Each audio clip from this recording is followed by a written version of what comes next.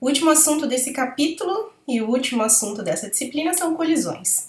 Então, colisões são quando dois corpos se encontram, dois ou três ou mais corpos se encontram, e as únicas forças que agem são forças internas. Então, a gente pode ignorar as forças externas, elas são suficientemente fracas para que a gente possa ignorá-las.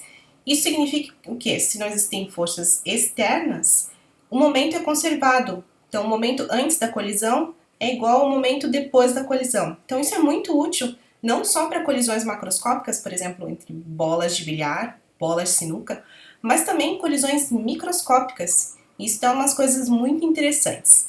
Uma coisa importante de vocês perceberem quando a gente passa do macroscópico, que é o que a gente vai ver nesse curso, passa para o microscópico, que é assunto de outros cursos mais avançados, é que macroscopicamente a gente pensa que quando tem uma colisão, então macro, quando tem uma colisão, por exemplo, uma bola bate na outra aqui, essa tá vindo com essa velocidade, essa com essa, bate, elas entram em contato e depois vão se afastar. Só que não existe contato microscópico, até porque o tamanho e a posição de partículas microscópicas não são bem definidas. Então, se você tem aqui um próton, por exemplo, que está colidindo com um núcleo de hélio, a colisão existe uma força repulsiva entre o próton, que é uma carga positiva, e um núcleo de elétron, que são duas cargas positivas, dois prótons e dois nêutrons. E aí, o que acontece é que essas partículas desviam o caminho da outra. Okay? Então, microscopicamente, não existe contato. Uma coisa interessante das colisões microscópicas, já vou mostrar para vocês.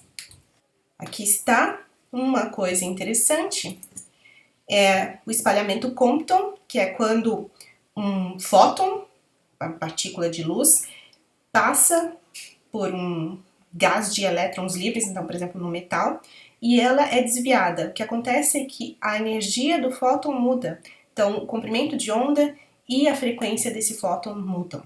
Mas uma coisa mais bonita é isso daqui, auroras boreais quando são no norte, auroras austrais quando são no sul. Em geral, você consegue ver bem as auroras mais perto dos polos da Terra, porque é onde o campo magnético da Terra tem mais linhas que levam as partículas do Sol, quando tem uma atividade do Sol muito grande, levam as partículas para se acumular na parte de cima da atmosfera.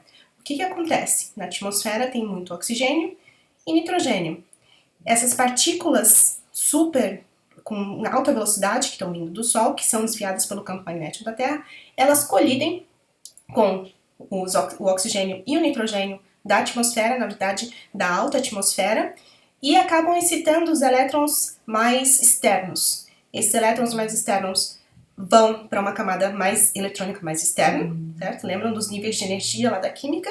Vão para uma camada eletrônica mais externa, que eles ganham energia com essa colisão.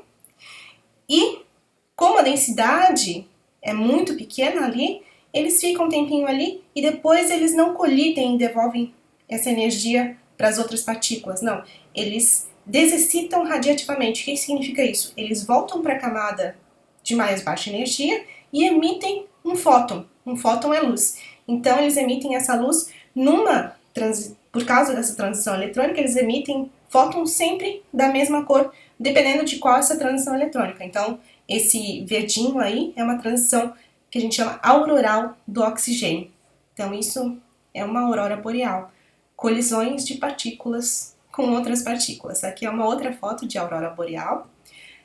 Aqui está mostrando as tais linhas devido às transições eletrônicas.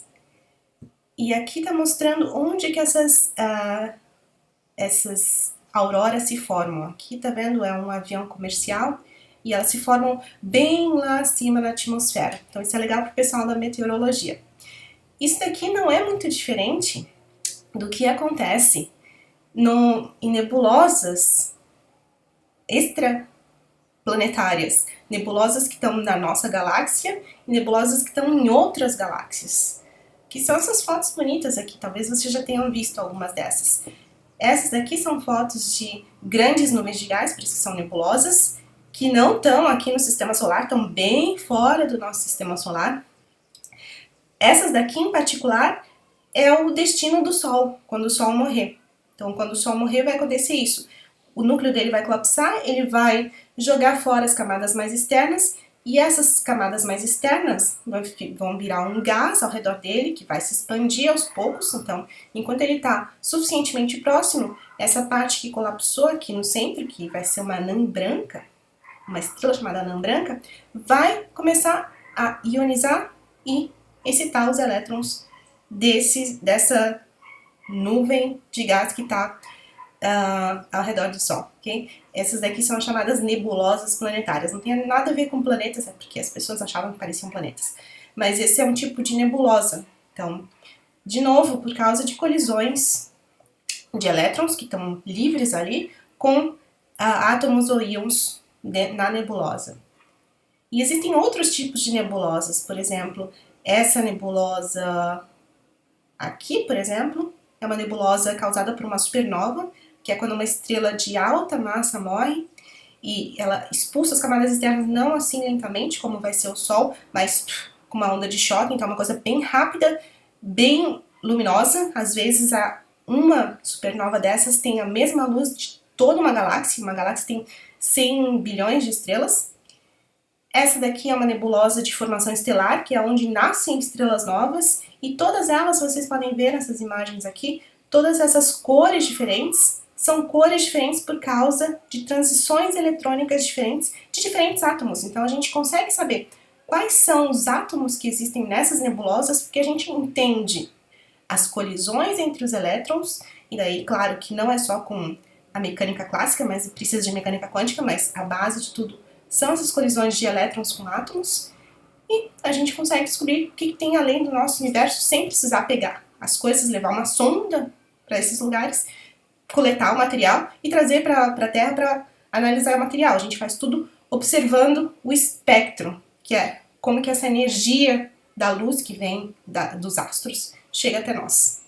Então, colisões são bem importantes não só para resolver problemas de bolas de bilhar. Vamos ver umas bolas de bilhar de qualquer maneira.